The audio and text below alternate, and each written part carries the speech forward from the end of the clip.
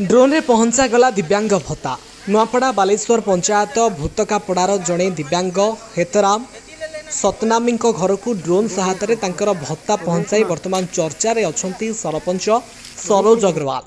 भूतकापड़ा अंचल भितर सहित दिव्यांग को आसवाक असुविधा होइथिबारु एभली ढंगरे तांको पाखकु भत्ता पठाइथिबा कहिसंती सरपंच।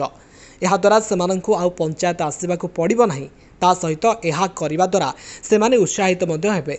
आगको पंचायतर दिव्यांग मानकर पाखकु एमिति ड्रोन साहाय्य भत्ता पठाइबु बोली कहिसंती सरोज। दिव्यांग जनक मध्य तांको पाखकु एमिति ड्रोन रे भत्ता आसवाकु नै बेस खुशी व्यक्त करिसंती।